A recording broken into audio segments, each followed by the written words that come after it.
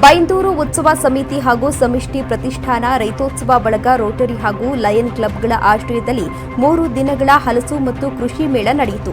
ಬೈಂದೂರಿನ ಎಡತರೆಯಲ್ಲಿರುವಂತಹ ಬಂಟರ ಭವನದಲ್ಲಿ ಹಮ್ಮಿಕೊಳ್ಳಲಾಗಿತ್ತು. ಬೈಂದೂರಿನ ಇತಿಹಾಸದಲ್ಲಿ ಪ್ರಥಮವಾಗಿ ಹಮ್ಮಿಕೊಂಡಿದ್ದ ಈ 3 ದಿನಗಳ ಮೇಳದಲ್ಲಿ ರಾಜ್ಯದ ವಿವಿಧ ಜಿಲ್ಲೆಗಳಿಂದ ಹಲಸು ಬೆಳೆಗಾರರು ಹಲಸಿನ ಮೌಲ್ಯವರ್ಧನೆ ಮಾಡುವ ವಿವಿಧ ಖಾದ್ಯಗಳ ಮಳಿಗೆಗಳನ್ನು ಸ್ಥಾಪಿಸಲಾಗಿತ್ತು. ಹಲಸಿನ ಹೋಳಿಗೆ, ಹಪ್ಪಳ, ಸಂಡಿಗೆ, ಮುಳುಕ, ಕಬಾಬ್, ಮಂಚೂರಿ, ಹಲಸಿನ ಕಡುಬು, ಐಸ್ ಕ್ರೀಂ ಮುಂತಾದ ಹಲವು ಹಲಸಿನ ಉತ್ಪನ್ನಗಳು ಹಾಗೂ ವಿವಿಧ ತಳಿಯ ಹಣ್ಣಿನ ಗಿಡ ಮತ್ತು ಹೂವಿನ ಗಿಡಗಳ ಮಳಿಗೆಗಳು ಇದ್ದವು. ಅದರೊಂದಿಗೆ ಕೈಮಗ್ಗದ ಸೀರೆಗಳು, ಕರಕುಶಲ ವಸ್ತುಗಳು, ಗ್ರಾಮೀಣ ಭಾಗದ ತಿಂಡಿ ತಿನಿಸುಗಳು ಮಳಿಗೆಗಳು ಜನರ ಮನಸೆಳೆದವು. ಗ್ರಾಮೀಣ ಪ್ರದೇಶವನ್ನು ಹೊಂದಿರುವ ಬೈಂದೂರಿನಲ್ಲಿ ಪ್ರಥಮ ಬಾರಿಗೆ ಈ ಮೇಳವನ್ನು ಹಮ್ಮಿಕೊಳ್ಳಲಾಗಿತ್ತು.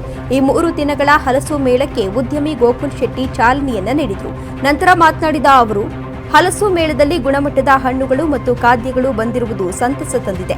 ಜನರು ಸಾಮರಸ್ಯದಿಂದ ಒಟ್ಟಾಗಿ ಬದುಕಲು ಇಂತಹ ಮೇಳಗಳು ಸಹಕಾರಿ ಎಂದು ತಿಳಿಸಿದ್ದಾರೆ.